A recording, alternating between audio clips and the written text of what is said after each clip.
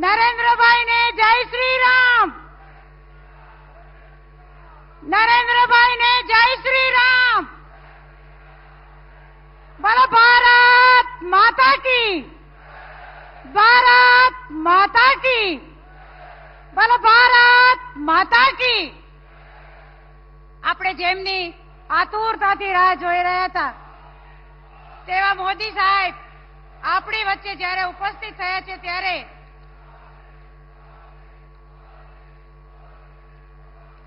આ વિશ્વના વૈશ્વિક નેતા આપણા સૌના હૃદયમાં આપણા પોતાના કહી શકાય એવા નરેન્દ્રભાઈ આજે ઝાલાવાડની ધીંગી ધરતી ઉપર એમની ગરિમામય ઉપસ્થિતિ છે ત્યારે સાહેબ આજે એ દિવસ પણ યાદ આવે છે કે ઝાલાવાડની તરસી ધરતીને માં નર્મદાના નીર વેવડાવી જિલ્લાને નંદનવન બનાવનાર અમારે મન ભાગીરથીજીના અવતાર સમાન દેશના તપસ્વી અને યશસ્વી વડાપ્રધાન મહોદય માનનીય શ્રી નરેન્દ્રભાઈ મોદી સાહેબ જ્યારે આપણી વચ્ચે ઉપસ્થિત છે ત્યારે આપણે સૌ તાળીઓના ગડગડાટથી સાહેબનું ભવ્ય સ્વાગત કરીશું. મિત્રો,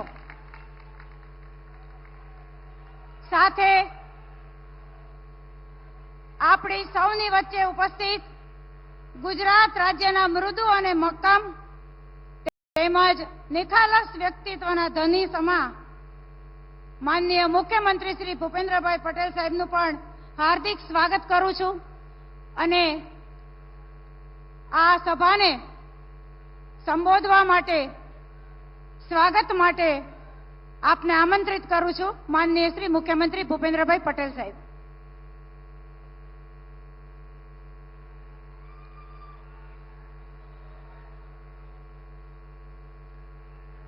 भारतीय जनता पार्टी गुजरात प्रदेश द्वारा आयोजित विजय विश्व सभाમાં આપણી સૌની સાથે મંચ ઉપર ઉપસ્થિત અંત્યોદયથી સૂર્યોદયના પ્રણેતા, વૈશ્વિક નેતા, વિકાસ પુરુષ આદરણીય પ્રધાનમંત્રી શ્રી નરેન્દ્રભાઈ મોદી સાહેબ, કેન્દ્રીય મંત્રી ડોક્ટર મહેન્દ્રભાઈ મુજપરા, મારા સાથી મંત્રી શ્રી કુંવરજીભાઈ, નાયબ દંડક શ્રી જગદીશભાઈ, સુરેન્દ્રનગર લોકસભા બેઠકના ઉમેદવાર શ્રી ચંદુભાઈ સિહોરા, ભાવનગર લોકસભા બેઠકના ઉમેદવાર શ્રીમતી નીમુબેન બાબણિયા, સાંસદ શ્રીમતી ભારતીબેન શિયાળ, શ્રી મોહનભાઈ કુંડારિયા, રાજ્યસભાના સાંસદ શ્રી કેસરીદેવસિંહ ઝાલા, પ્રદેશના મુખ્ય ચૂંટણી ઇન્ચાર્જ શ્રી આઈ.કે. જાડેજા સાહેબ, પ્રદેશના ઉપાધ્યક્ષ શ્રી જયંતિભાઈ કાવડિયા, શ્રીમતી વર્ષાબેન દોશી, શ્રી ભરતભાઈ બોગરા, કિસાન મોરચાના રાષ્ટ્રીય મહામંત્રી અને ક્લસ્ટર ઇન્ચાર્જ શ્રી બાબુભાઈ જેબલિયા, મારા સાથી સૌ ધારાસભ્યશ્રી, મંચસ્થ સૌ મહાનુભાવો, પ્રેસ મીડિયાના મિત્રો, વિશાળ સંખ્યામાં ઉપસ્થિત સૌ ભાઈઓ બહેનો, આપ સૌને મારા નમસ્કાર. જય શ્રી રામ. વિશ્વ નેતા તથા મા નર્મદાના જળથી સૌરાષ્ટ્રની ધરતીને નવપલ્લવિત કરનાર વિકાસ પુરુષ આદરણીય શ્રી નરેન્દ્રભાઈ મોદી સાહેબનું સૌરાષ્ટ્રની આ ધરા ઉપર હું સ્વાગત કરું છું. વિશ્વના સૌથી વધુ લોકપ્રિય નેતા અને દેશના યશસ્વી વડાપ્રધાન શ્રી નરેન્દ્રભાઈ મોદી સાહેબને લોકસભા ચૂંટણીમાં વિજયના આશીર્વાદ આપવા વિશાળ સંખ્યામાં ઉપસ્થિત સૌ નાગરિક ભાઈઓ બહેનોનું પણ હું સ્વાગત કરું છું. પાછલી બે ટર્મથી મતદારોએ ભાજપની વિચારધારા અને મોદી સાહેબના વિકાસના વિઝનને લક્ષ્યમાં રાખીને કમળનું બટન દબાવ્યું છે. હવે આ ત્રીજી ટર્મમાં પણ ભાજપને પ્રચંડ જનસમર્થન અપાવીને મતદારો તમામ રેકોર્ડ તોડવાના છે. આ ચૂંટણી આવનાર 25 વર્ષ એટલે કે અમૃતકાળમાં ભારતના ભવિષ્યનો રોડમેપ કંડારનારી છે. પાછલા 10 વર્ષમાં મોદી સાહેબે દિવસ રાત જોયા વગર દેશના વિકાસ અને જનકલ્યાણના અવિરત કામ કર્યા છે. તેમણે જે કહ્યું તે કરી બતાવ્યું છે. આદરણીય મોદી સાહેબે જે વાયદા કર્યા હતા તે પૂરા કર્યા છે, જે વચન આપ્યા હતા તે પાળ્યા છે. 2014માં મોદી સાહેબ પહેલીવાર વડાપ્રધાન પદે આવ્યા અને તેમણે પહેલું કામ નર્મદા ડેમના દરવાજા મૂકવાની મંજૂરી આપવાનું કર્યું હતું. જે કામ 40 વર્ષ સુધી રોકાઈ રહ્યું હતું તે કામ મોદી સાહેબે એક ઝાટકે કરી બતાવ્યું. આવી તેમની વચનબદ્ધતા છે. આદરણીય મોદી સાહેબે દરિયામાં વહી જતા નર્મદાના પાણીને સૌની યોજનાથી સૌરાષ્ટ્ર તરફ વાળ્યા છે. ધોલેરાનું ઇન્ટરનેશનલ એરપોર્ટ, રાજકોટનું હીરાસર એરપોર્ટ, એમ બે ઇન્ટરનેશનલ એરપોર્ટ મોદી સાહેબે સૌરાષ્ટ્રને આપ્યા છે. 920 સ્ક્વેર કિલોમીટરમાં ફેલાયેલ ધોલેરા સેમિકન્ડક્ટર પ્લાન્ટ, રાજકોટમાં એમ્સ અને ભાવનગરમાં દેશનું પ્રથમ સીએનજી ટર્મિનલ પણ મોદી સાહેબના વિકાસ વિઝનનું જ પરિણામ છે. વિકાસની સાથે સાથે જનકલ્યાણ માટેની ગેરંટી પણ મોદી સાહેબે 140 કરોડ દેશવાસીઓને આપી છે. મોદી સાહેબની ગેરંટી એટલે સંકલ્પથી સિદ્ધિ, વિઝનથી વિકાસ, સહકારથી સમૃદ્ધિ, અંત્યોદયથી સર્વોદય અને આત્મનિર્ભરથી આત્મસન્માન. જેનું ભૂમિપૂજન કરે તેનું લોકાર્પણ પણ કરે અને જે કહ્યું તે કરી બતાવ્યું. આ છે મોદીજીની ગેરંટી. પરફોર્મ, રિફોર્મ અને ટ્રાન્સફોર્મના કાર્યમંત્રથી ચાલતી સરકાર એટલે મોદી સરકાર. ગરીબ, યુવા, અન્નદાતા, નારી શક્તિ, દરેક વર્ગ, દરેક વય જૂથ, દરેક સમાજ અને દરેક નાગરિકના જીવનના સર્વાંગી વિકાસ માટેની ગેરંટી આદરણીય મોદી સાહેબે આપી છે. નાના ફેરિયાઓ, લારી ગલ્લા ધારકોને બેંકમાંથી સરળતાએ લોન મળે તે માટે વડાપ્રધાનશ્રી પોતે તેમના ગેરેન્ટર બન્યા અને પીએમ સ્વનિધિ યોજનામાં આવા નાના ગરીબ વેપારીઓને આત્મનિર્ભર થવા માટેની લોન અપાવી. આજે નાગરિકોને વિશ્વાસ છે કે મોદીની ગેરંટી એટલે ગેરંટી પૂરી થવાની ગેરંટી. વડાપ્રધાન શ્રી નરેન્દ્રભાઈ મોદીના નેતૃત્વમાં ભારતીય જનતા પાર્ટી જ રાષ્ટ્રહિત સર્વોપરી માનીને ચાલતી પાર્ટી છે. વિકસિત ગુજરાતથી વિકસિત ભારત અને વિકાસના કામોની વણઝારને આગળ વધારવા માટે ભારતીય જનતા પાર્ટીના બધા જ ઉમેદવારોને જનતા જનાર્દન સમર્થન આપી અને આશીર્વાદ આપશે જ. અને સાથે મોદી સાહેબના નેતૃત્વમાં અબ કી બાર 400 પારના લક્ષ્યને અવશ્ય પાર પાડશે એવા વિશ્વાસ સાથે વિરમું છું. ભારત માતા કી જય. વંદે માતરમ. જય જય ગરવી ગુજરાત.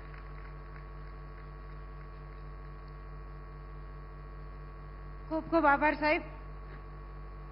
સાહેબ, આપના અભિવાદન માટે આપનાથી દૂર બેઠેલી મારી બહેનો, અમારા મહિલાઓના સન્માન આપનારા, અમારી બહેનોના રક્ષક અને રામ સેવક એવા ભાઈના ઓવરણા લેવા છે ને બહેનો, બધા પોતાની જગ્યા ઉપર ઊભા થઈ અને આપણા બધી બહેનો પોતાની જગ્યા ઉપર ઊભા થઈ આપણા નરેન્દ્રભાઈના આપણે ઓવરણા લેવાના છે. ત્યારે આપણે સૌ આપણા ભાઈના ઓવરણા લઈશું. બહેનો પોતાની જગ્યા ઉપર ઊભી થશે. બહેનો અને આપણા ભાઈના ઓવરણા લઈને આપણે શું કહીશું? વીરા તમને ઘણી ખમ્મા, ઘણી ખમ્મા, ઘણી ખમ્મા. ખૂબ ખૂબ આભાર મારી વાલી બહેનો. ભારત માતા કી જય. ભારતના સાર્વભૌમત્વને સુવર્ણ અક્ષરે શણગારનાર, સમગ્ર ભારતવાસીના હૃદયમાં વસતા અને વિશ્વમાં પ્રત્યેક વ્યક્તિ જેના મિત્ર બનવા માટે થનગની રહ્યા છે તેવા વિશ્વ મિત્ર દેશના વડાપ્રધાન આપણા પોતાના આદરણીય નરેન્દ્રભાઈને તેમના ઉદ્બોધન માટે હૃદયના ઉમળકાથી નિમંત્રિત કરું છું. દેશના વડાપ્રધાન આદરણીય શ્રી નરેન્દ્રભાઈ મોદી સાહેબ.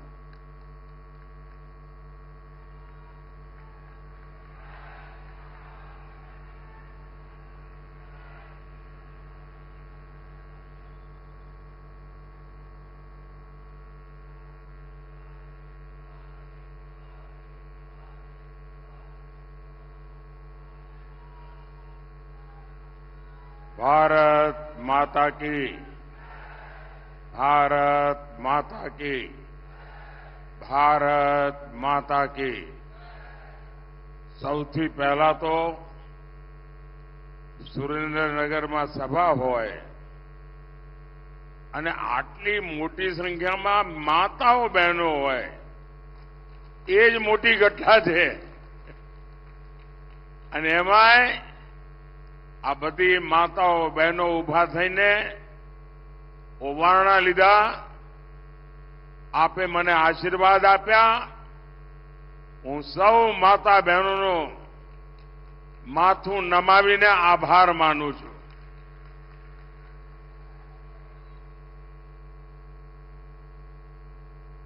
આપણું સુરેન્દ્રનગર મજામાં ને? હાગડે ઠઠ ને બધું? હા, આમ જોરમાં તો લાગો છો બધા.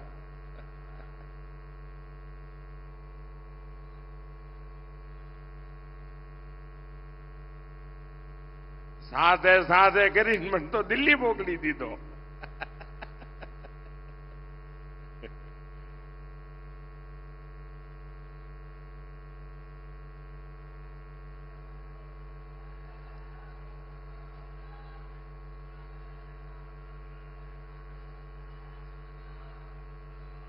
એકવાર જનરલ કરિયપ્પા, જે દુનિયામાં મોટું નામ હતું, ભારતની સેનાના વડા હતા, ડગલે ને પગલે લોકો એમને સલામી કરતા હોય, સન્માન કરતા હોય.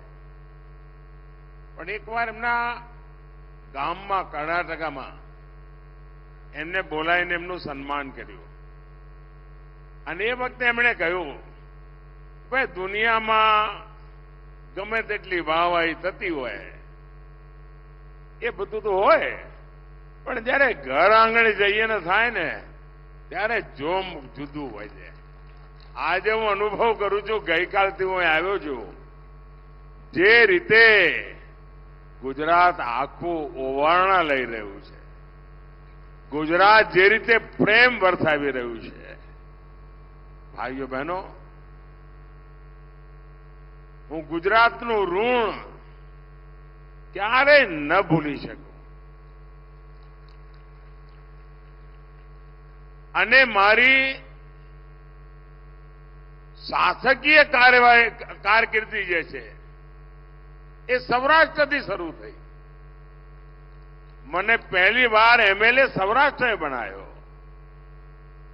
અને આ ગુજરાતે મને એવું પાકું ઘડતર કર્યું છે ને સાહેબ, તમે ટપલા મારીને ક્યાંય કાચો પડું છું? બોલો, ક્યાંય કાચો પડ્યો છું?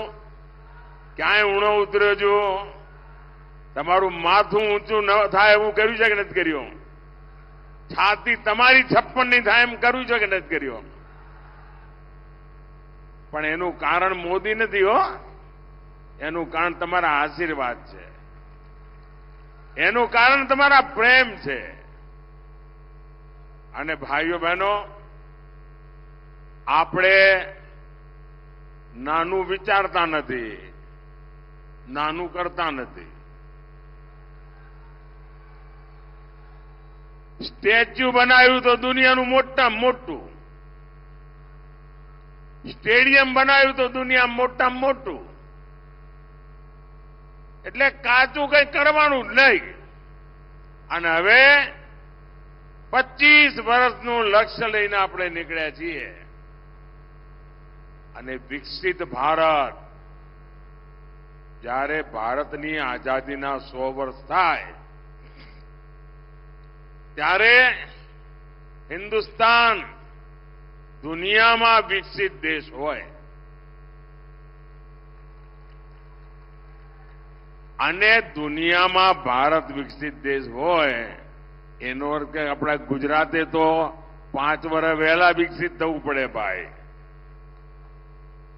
એટલે ભૂપેન્દ્રભાઈના નેતૃત્વમાં આપણે તેજ ગતિથી વિકસિત ગુજરાત, વિકસિત ભારત માટે બનાવવું છે.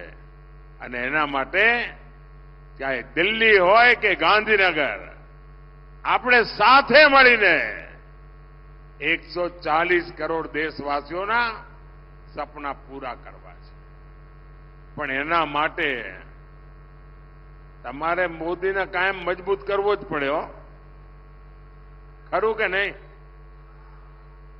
પેલી દીકરી ફોટો લઈને આવી, બેઠા બેઠા થાકી જઈ. મેં જોઈ લીધો. હા, શાબાશ. શાંતિથી સાંભળ બેટા, આપણા ઘરની જ વાત છે.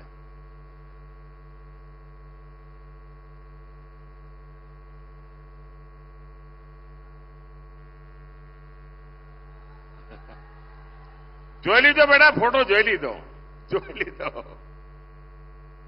થેન્ક યુ, સરસ બનાવ્યો છે બેટા. વિકસિત ભારત બનાવવું હોય, વિકસિત ગુજરાત બનાવવું હોય અને તમારો ઘરનો દીકરો દિલ્હીમાં બેઠો હોય તો એને મજબૂત કરવાની જવાબદારી ઘરવાળાઓની ખરી કે નહીં ભાઈ?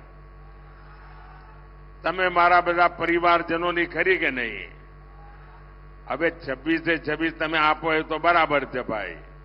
તમે 14 આપી ને 19 આપી, પણ આ વખતે તો મારે કંઈક વધારે જોઈએ છે. આપશો? જરા હાથ ઉપર કરીને કહો આપશો. પણ એના માટે મહેનત કરવી પડે હો.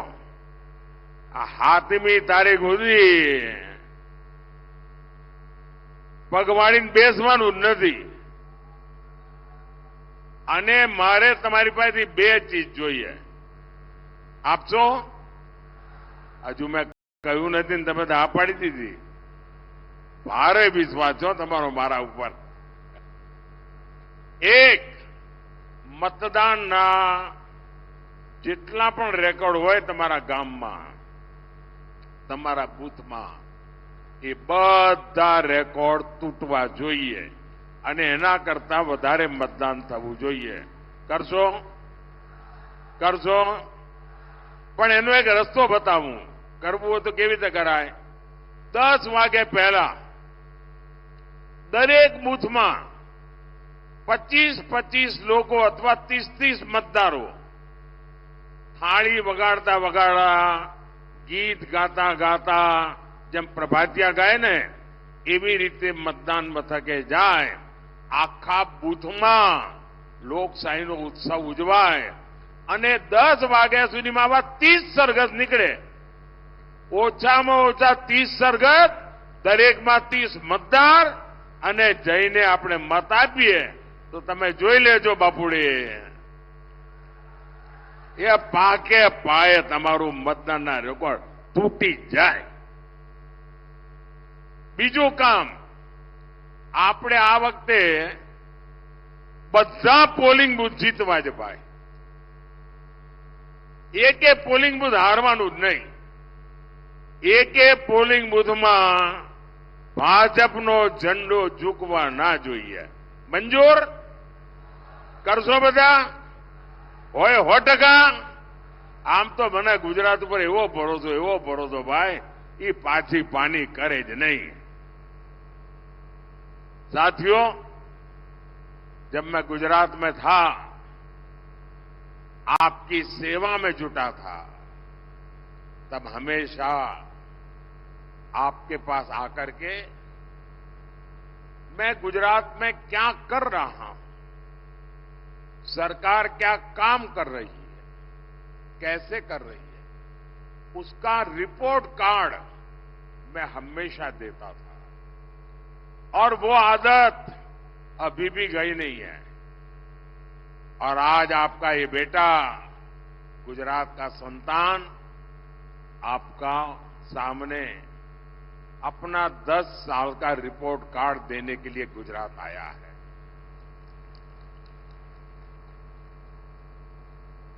स्कूल में कितने ही नंबर क्यों ना आते हो, 100 में से 99 आए हो, लेकिन जब तक वो बच्चा घर में आपके अपने माँ बाप को अपना रिपोर्ट कार्ड नहीं दिखाता ना, उसको आनंद नहीं आता है.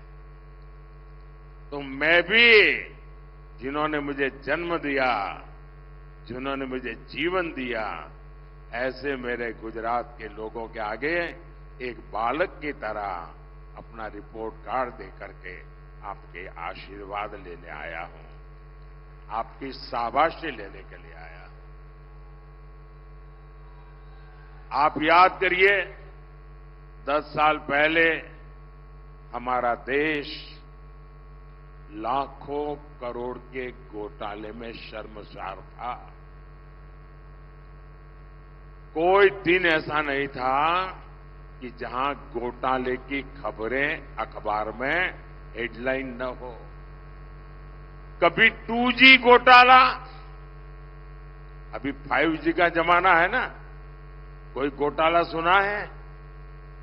2G का घोटाला, कोयले का घोटाला, कभी डिफेंस में घोटाला, कभी CAG में घोटाला, कभी कॉमनवेल्थ में घोटाला, कभी हेलीकॉप्टर में घोटाला, कभी पनडुब्बी में घोटाला, सबमरीन में घोटाला। कांग्रेस ने जल, थल, नभ, धरती से लेकर समंदर से लेकर के आसमान तक हजारों लाखों करोड़ रुपयों के घोटाले घोटाले घोटाले करके रखे थे। ऐसी विकट परिस्थिति में आपने मुझे वहां भेजा। आप मुझे बताइए, आपके इस बेटे के लिए आपको गर्व होता हो कि नहीं? 10 साल में एक भी घोटाले की खबर सुनी है क्या? एक भी घोटाले की खबर सुनी है क्या? जरा आप लोग जवाब देंगे तो मुझे पता चलेगा कि मेरे परिवारजनों को एक भी घोटाले की खबर सुनी है क्या? मोदी पर एक भी घोटाला चिपका है क्या? ये आपके बेटे का रिपोर्ट कार्ड सुनकर के आपको गर्व होता है कि नहीं होता है? जरा पूरी ताकत से मुझे आशीर्वाद चाहिए। आपको गर्व होता है कि नहीं होता है? आपको गर्व होता है कि नहीं होता है? साथियों, 10 साल पहले देश की सरकार से गरीब का भरोसा उठ गया था। कांग्रेस सरकार खुद को माई बाप समझती थी, उसी के भरोसे जीना, और कांग्रेस को गरीब को तरसा तरसा कर मूलभूत सुविधाएं देना, कभी वंचित रखना, कभी लटका के रखना, किसी के सामने किसी दूसरे को दे देना, उनको उसी में आनंद आता था। गरीब को लगता था कि ये सरकार हमारे लिए है ही नहीं। आज देखिए, गरीब आज खुद आगे बढ़कर के इस बेटे पर प्रेम लुटा रहा है। पहनने के लिए पूरे कपड़े न हो, 80-90 साल की आयु हो, वो मां जब कहती है कि दिल्ली में मेरा बेटा, दिल्ली में मेरा बेटा बैठा है, मुझे खाने के लिए वो भेजता है, तो बेटे को संतोष होता है कि नहीं होता है? जब गरीब का पेट भरता है तो आपके इस बेटे पर आपको गर्व होगा कि नहीं होगा? साथियों, आज सरकार उनकी चिंता करती, माताएं, बहनें, बेटियां अपना आशीर्वाद देते हुए थकती नहीं है। आपको हमेशा हमेशा गर्व होगा आपके बेटे के इस काम पर। साथियों, 10 साल पहले पूरी दुनिया भारत को बोझ समझती थी, कहती थी भारत खुद भी डूबेगा और हमें भी ले डूबेगा। कोई कहता था ये तो कंगाल देश है, ये तो कमजोर देश है, और पड़ोसी आए दिन बम धमाके करते थे, निर्दोष लोगों को मौत के घाट उतारते थे। दुनिया की बड़ी बड़ी कंपनियां भारत में आने का नाम तक नहीं लेती थी, और आज क्या स्थिति है? आज दुनिया में भारत का डंका बज रहा है कि नहीं बज रहा है? मैं आपसे बात करना चाहता हूं भाई, मैं जानता हूं, मैं हिंदी बोल रहा हूं, मुझे गुजराती बोलना चाहिए, लेकिन ये टीवी वाले चाहते हैं कि कुछ हमारी रोजी रोटी का भी ख्याल रखो। आप मुझे बताइए साथियों, आज दुनिया में हिंदुस्तान का डंका बज रहा है कि नहीं बज रहा है? हिंदुस्तान का डंका बज रहा है कि नहीं बज रहा है? अमेरिका में भी हिंदुस्तान का डंका बज रहा है कि नहीं बज रहा है? यूरोप में हिंदुस्तान का डंका बज रहा है कि नहीं बज रहा है? ऑस्ट्रेलिया में भी हिंदुस्तान का डंका बज रहा है कि नहीं बज रहा है? जापान में भी हिंदुस्तान का डंका बज रहा है कि नहीं बज रहा है? किसके कारण? किसके कारण? किसके कारण? किसके कारण? किसके कारण? ये मोदी के कारण नहीं है, ये आपके एक वोट के कारण है। ये आपके वोट की ताकत है कि आज मोदी वहां बैठा है और दुनिया में हिंदुस्तान का डंका बज रहा है।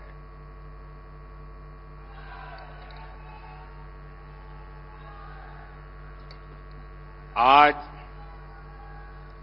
बड़ी बड़ी कंपनियां भारत में आने के लिए उनके बीच में होड़ मची हुई है, स्पर्धा चल रही है। भारत आज आत्मनिर्भर बन रहा है।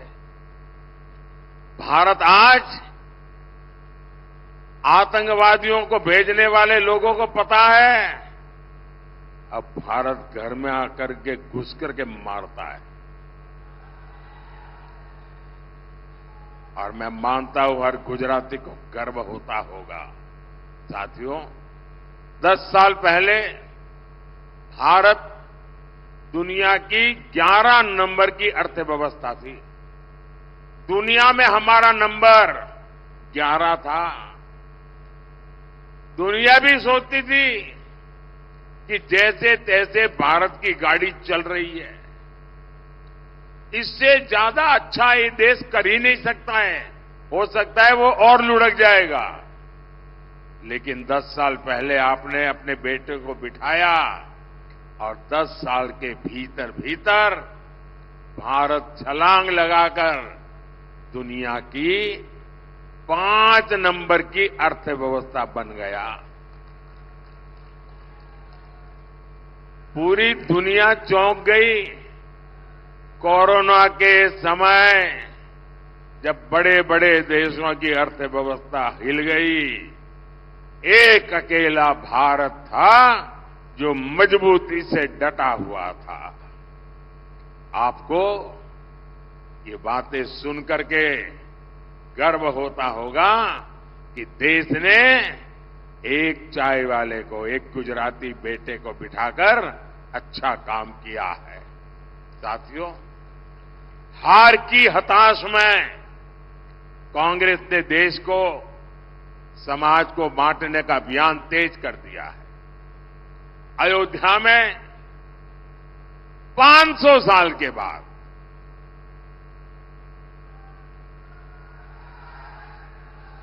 500 साल के बाद हमारे पूर्वजों की आत्मा जहां भी होगी ना, हमें आशीर्वाद देती होगी। आप मुझे बताइए, देश आजाद होने के दूसरे दिन राम मंदिर का काम होना चाहिए था कि नहीं होना चाहिए था? ये कांग्रेस वालों ने वोट बैंक के खातर लटकाए रखा, रोड़े अटकाए, उसके खिलाफ खेल खेले। अयोध्या में 500 साल के इंतजार के बाद भव्य राम मंदिर बना। आपको अपने बेटे पर अब भरोसा है ना? भरोसा है ना? जो कहेगा वो करता है ना? 500 साल का इंतजार खत्म हो गया साथियों। लेकिन कमाल देखिए, राम मंदिर के ट्रस्टियों ने घर जाकर के कांग्रेस के लोगों को निमंत्रण दिया कि आप भी आइए प्राण प्रतिष्ठा में, आपकी पुरानी सारी गलतियां माफ कर देते हैं, आइए हम बुलाते हैं। लेकिन कांग्रेस और उसके चेलों को, चट्टे बट्टे को ये निमंत्रण मंजूर नहीं था। उन्होंने निमंत्रण को ठुकरा दिया, ठुकरा दिया। भाइयों बहनों, राम मंदिर का निमंत्रण ठुकरा देना कितना उचित है मैं समझ नहीं पाता हूं। अब कांग्रेस ने हिंदुओं की आस्था में भी भेद करने का दुस्साहस शुरू किया है। कांग्रेस के अध्यक्ष श्रीमान मल्लिकार्जुन खड़गे जी, उन्होंने एक बड़ा गंभीर विषय छेड़ा है और उन्होंने कहा है भगवान राम और भगवान शिव, उसके संबंध में बड़ा खतरनाक बयान दिया है और वे बद-इरादे से दिया गया हुआ स्टेटमेंट है। हिंदू समाज को बांटने के लिए खेल खेला गया है। वो राम भक्तों को और शिव भक्तों में भेद देखते हैं, भेद करते हैं और भेद करके लड़ाना चाहते हैं। हजारों हजारों साल से चली आ रही हमारी महान परंपरा, राम हो, कृष्ण हो, शिव हो, अरे मुगल भी इसे तोड़ नहीं पाए थे मल्लिकार्जुन जी। अब कांग्रेस तोड़ना चाहती है। तुष्टीकरण के लिए कांग्रेस और कितना नीचे जाएगी। और कांग्रेस के लोग सुन लें, जो राम को खत्म करने के लिए निकला था उसका क्या हुआ था। और उनके एक शाहजादे ने महीने भर पहले कह दिया था कि मैं इस देश में शक्ति का विनाश करके रहूंगा। ये शक्ति स्वरूपा मेरी माताएं बहनें बैठी है। हम शक्ति के उपासक हैं। कोई अंबा की उपासना करता है, कोई चामुंडेश्वरी की करता है, कोई चोटीला के पगडंडी पर जाकर के ऊपर जाकर के मां चामुंडेश्वरी का, कभी दुर्गा का, कभी काली का, कभी लक्ष्मी का, कभी सरस्वती का, हम शक्ति की उपासना करते हैं। और शाहजादे ने कह दिया था कि मैं शक्ति का विनाश करूंगा। और जो शक्ति की उपासना करने वाले लोग हैं, क्या वो शक्ति का विनाश करने वालों को कभी स्वीकार कर सकते हैं क्या? जो शिव और राम को लड़ाने की बात करते हैं, वो कभी स्वीकार कर सकते हैं जी? हम तो वो लोग हैं जिन्होंने शिव जी के सामने कमल पूजा करके अपने सिर काट करके रख दिए थे जी। ये क्या कर रहे हैं लोग? साथियों, कांग्रेस हमेशा से रॉन्ग डिलीवरी वाली पार्टी है। देश को आजादी दिलानी थी, लेकिन उन्होंने बंटवारा कर दिया। देश का विकास करना था, लेकिन जो था वो भी लूट लिया। गरीबों का पैसा गरीबों को जाना था, लेकिन कांग्रेस की तिजोरी में पहुंचा। अब एससी, एसटी, ओबीसी के हक का आरक्षण हमारे दलित, हमारे आदिवासी, हमारे बख्शीपंथ के भाई बहन, उनको जो आरक्षण मिला है, जो बाबा साहब आंबेडकर ने दिया है, जो भारत के संविधान ने दिया है, ये आरक्षण भी अब एससी, एसटी, ओबीसी से लेकर के धर्म के आधार पर मुसलमानों को डिलीवर करना चाहते हैं। पिछले 3 दशक से कांग्रेस लगातार ऐसी कोशिश कर रही है। कांग्रेस ने कर्नाटका में रातों रात एक फतवा निकाला एक पेपर निकाला, थप्पा मार दिया और कह दिया कि कर्नाटका में जितने भी मुसलमान हैं वो सबके सब ओबीसी है। हुआ क्या? ओबीसी कोटा में जो आरक्षण था उसमें से बहुत बड़ा डाका डाल दिया, लूट लिया और ओबीसी का आरक्षण उधर चला गया। ये खेल खेलते जी। और इस बार कांग्रेस का मैनिफेस्टो, घोषणा पत्र, उसमें अगर आप देखेंगे पहली नजर में ही लगता है कि उनके मैनिफेस्टो पर मुस्लिम लीग की छाप है। कांग्रेस का पंजा नहीं है, उस पर मुस्लिम लीग का पंजा है। साथियों, जब से मैंने एससी, एसटी, ओबीसी के खिलाफ कांग्रेस की सच्चाई को देश के सामने रखा है, कांग्रेस संतुलन खो चुकी है, बौखला गई है।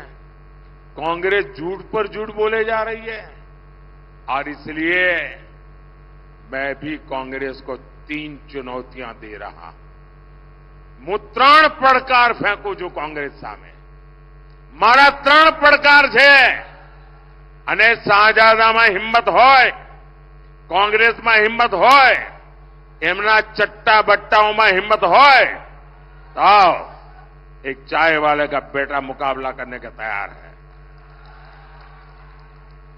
मारो पहलो પડકાર कांग्रेस લખીને બાંયધરી આપે કે એ ભારતના બંધારણમાં કોઈ છેડછાડ નહીં કરે, ભારતના બંધારણને નહીં બદલે।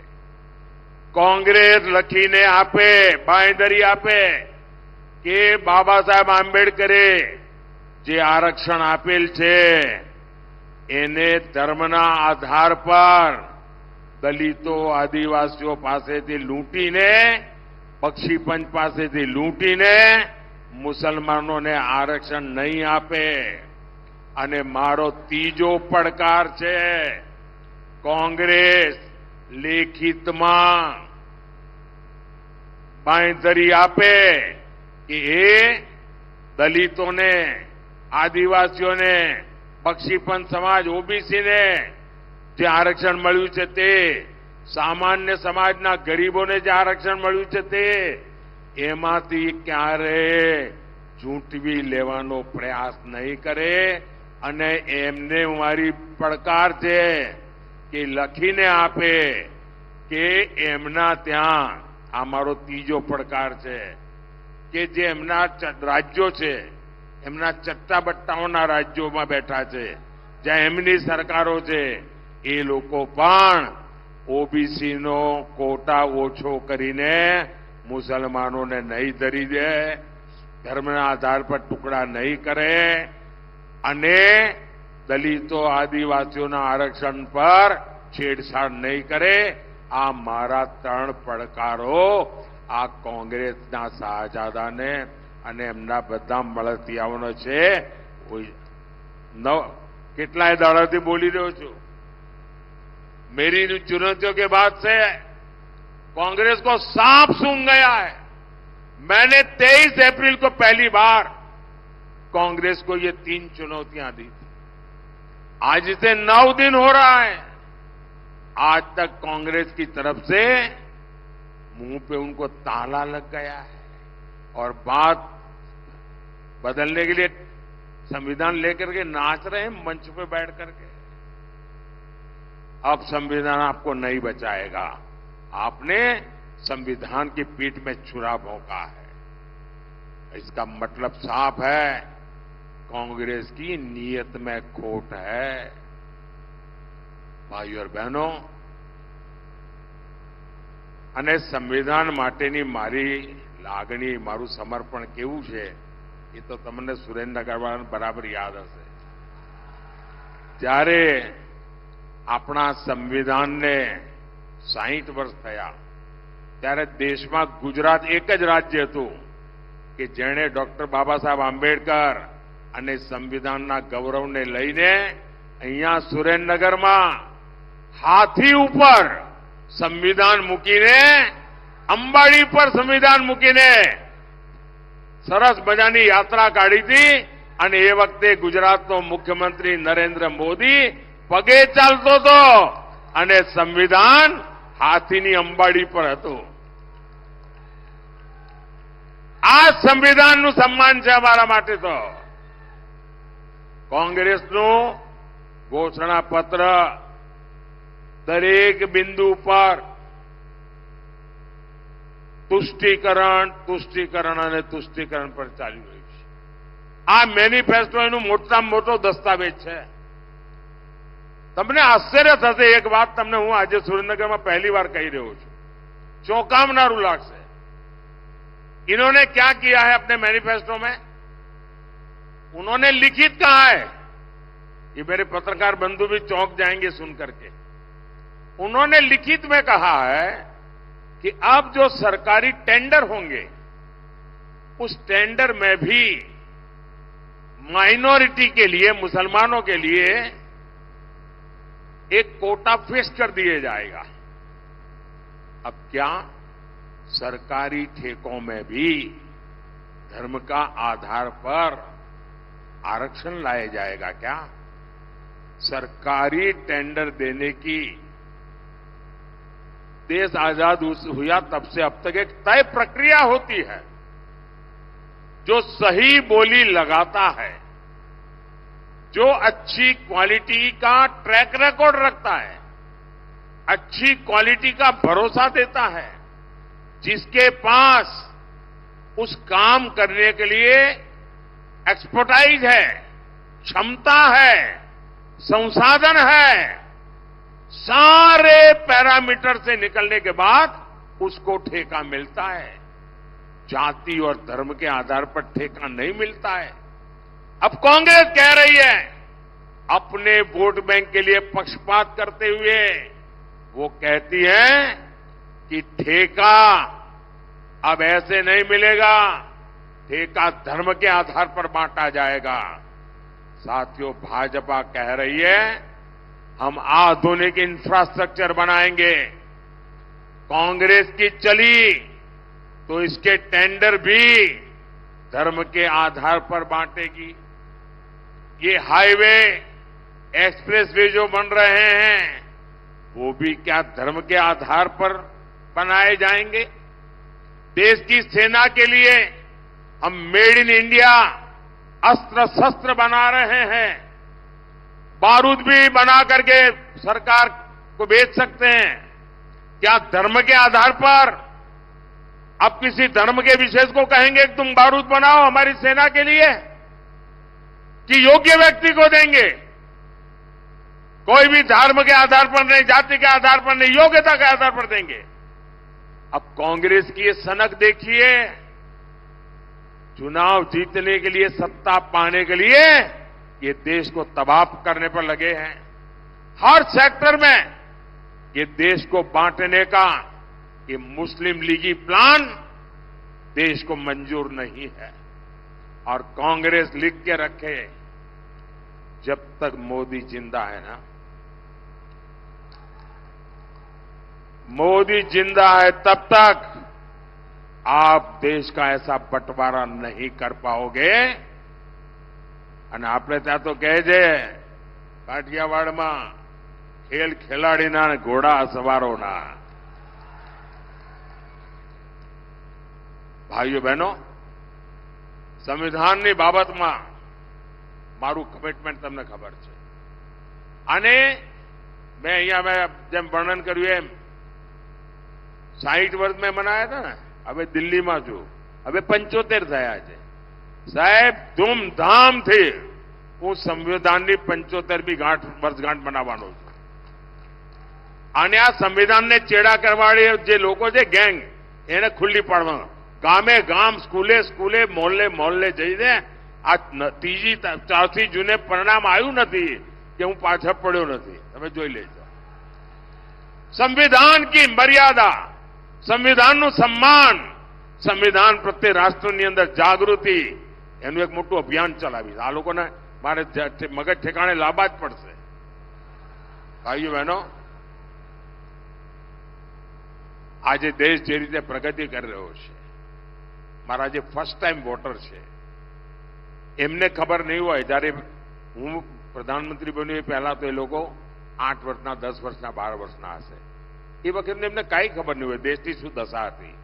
મારે મારા ફર્સ્ટ ટાઈમના વોટરોને કહેવાનું છે કે તમે તો ગૂગલ ગુરુવાળા વિદ્યાર્થીઓ છો, તો તમે બધા ગૂગલ ગુરુના શિષ્યો છો. જરા ગૂગલ પર જઈને 2012, 13, 14ના જરા છાપા જોઈ લેજો. એ દિવસોને યાદ કરજો.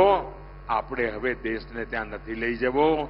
મારા પહેલા વખતના જે મતદારો છે, તમારો પહેલો વોટ દેશના નામે જ હોવો જોઈએ, દેશના ભવિષ્ય માટે હોવો જોઈએ. ભાઈઓ બહેનો, રાજકોટ હોય, ભાવનગર હોય, ખૂબ મોટી માત્રામાં ઔદ્યોગિક વિસ્તાર, એના માટે આપણે કામે લાગ્યા છીએ.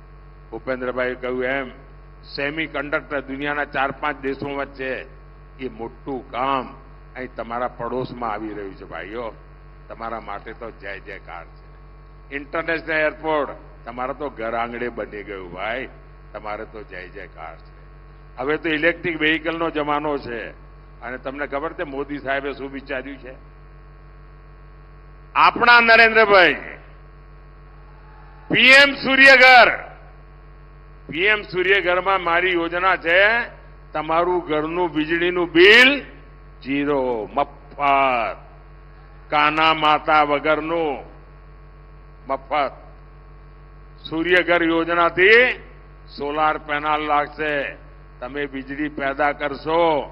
એટલું જ નહીં, જે વધારાની વીજળી છે એ સરકાર પોતે ખરીદી લેશે. એટલે તમારા ઘરમાં વીજળી તમે હવે આજે બિલ આપો છો ને, હવે તમે વીજળી વેચીને કમાણી કરી શકશો.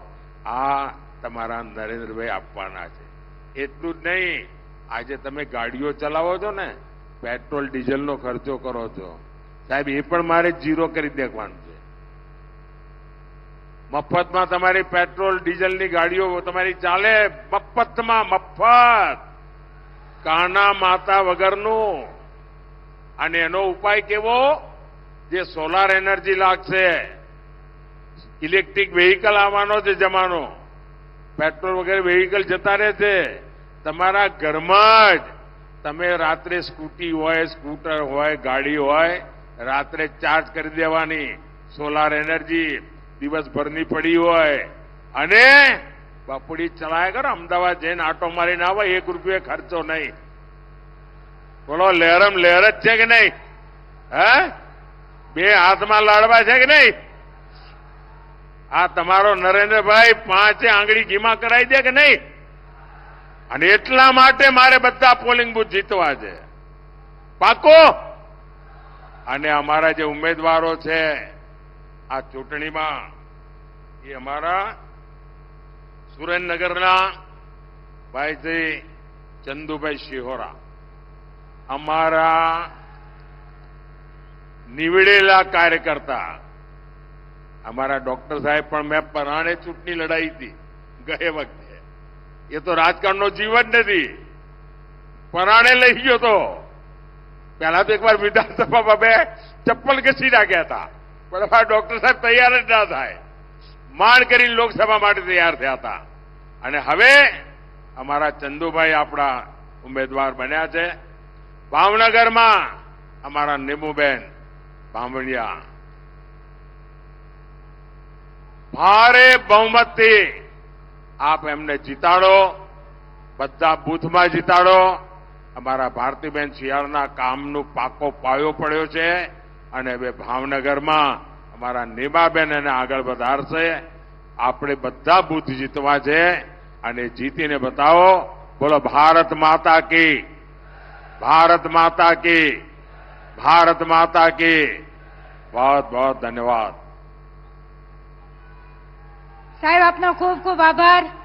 આપના ઉર્જાવાન ઉદબોધન અમારા કાર્યકર્તાઓને જોમ અને જુસ્સો પ્રદાન કર્યો છે. આપણે બધા આપણી જગ્યા ઉપર ઉભા થઈને સાહેબને વચન આપીએ કે સાહેબ આપે જે અપેક્ષા રાખી છે અમે પૂરી કરીશું. બોલો, ભારત માતા કી, ભારત માતા કી. આજની સભાને આભાર વિધિ કરવા માટે હું મોરબી જિલ્લાના પ્રમુખ આદરણીય શ્રી રણછોડભાઈને વિનંતી કરીશ કે આપ આભાર વિધિ કરશો.